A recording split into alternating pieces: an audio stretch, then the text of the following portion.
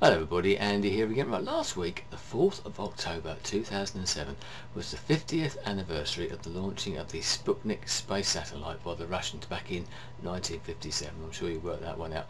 I don't know if any of you were around at that time, whether you remember it. It'd be great to hear your stories. A little bit too early for me, not too early, but the point is of the video really about this was that it was one of those events that changed the world, especially as it came from the Russians, from all those people sort of over there behind the Iron Curtain, a bit out of the way, a bit unknown I suppose, launching something like it was a fairly primitive satellite, but obviously the first time it had ever been done, orbiting the Earth, sending out this sort of bleeping signal which was picked up by radios across the world. And obviously this got people, especially in the Western world, very worried. The sort of capabilities, the potential that the Russians had, they could launch rockets into space, satellites into space, what was coming next. This sort of forced President Eisenhower in the USA to start up the NASA Space Agency, which I'm sure everyone's heard of, and they then put Yuri Gagarin became the first man into space, and that spurred on the Apollo program and the Gemini program and all those sort of things that came along. President Kennedy famously made a speech in the early 60s, I do believe it was, saying that we will send a man to the moon and return him safely to Earth before the decade's out. And they did just that. And I remember in July 1969 being woken up about 3 o'clock in the morning by my father over here in the UK, and sort of coming downstairs, very sort of bleary eyed and that before school, and watching these grainy black and white pictures of Neil Armstrong and Buzz Aldrin sort of getting onto the moon, jumping around on the moon and all that, and that made a great impression on me. But the point of this video really is what's happened since then. Neil Armstrong famously said at the time, this is one small step for man. But he also said, this is one giant leap for mankind. And I'm wondering where that giant leap, that giant step has gone. Yes, we've had probes going into other planets, but the last man to set foot on the moon was in 1972, would you believe? And that surprised me when I found that out myself.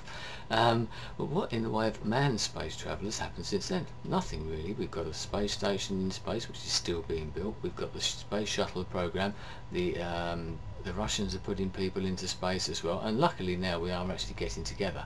But in those times, in the sort of late 60s, early 70s, we were watching films like 2001: A Space Odyssey, which came out in the late 60s, and it was showing sort of space stations orbiting the Earth, people regularly sort of basically commuting up and down between the space stations, having bases on the moon, getting manned space travel to the outer planets and things like that. And in the year 2007 we thought we were going to be zooming around like the Jetsons on sort of funny little space scooters and things like that, something completely different to what we've actually got. And I just wondered what we've achieved and where we're going with this. I know it costs a lot of money to put people into space.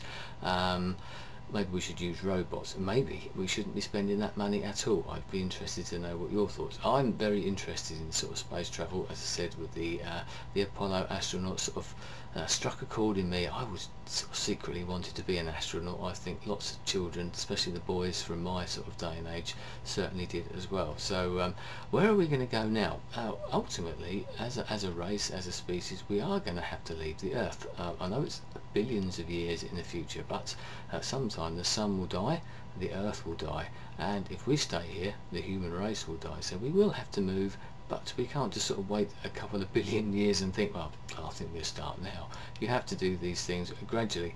We might not have that time after all. Man has always been a very inquisitive species, a very inquisitive race, hence where we are now with the internet and everything that's come. We've seen sort of through history very important people who've been great thinkers, philosophers, scientists, whatever, who've provoked debate and moved things on, whether it be sort of Galileo and all those. You could probably name Einstein and all these sort of scientific people, but other great thinkers and that as well, who've made us what we are. Those apes had to evolve into something, and if in the film 2001, who remembers that, about the moon watcher, I seem to believe the ape was in that, who had that little inquisitive nature.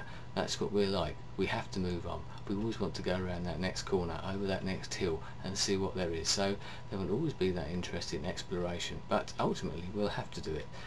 The way things are going here, we could end up blowing ourselves up, we could end up heating ourselves up into oblivion, or we could end up sort of dying off in some sort of big flu pandemic or other man-made disaster, sort of flu virus or bird flu or something like that. You never know. So we will have to move sooner or later. So I just wonder what your thoughts are on that. Do you think we've actually got very far nowadays? Does it matter? Do you actually care? Things have slowed down. There is talk of sort of space tourism, I know, but that's only a small beer, should we say. But that may well lead on to other things. People will always be inquisitive. We all sort of stare up at the stars. We all stare up at the sky in wonder.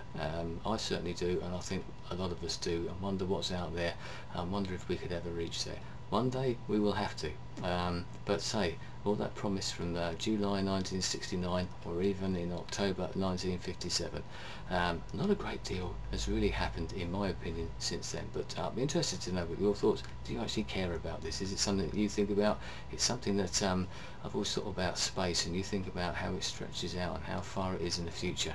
I remember having a discussion once with someone. I said, you start thinking about it too much and it makes your brain hurt.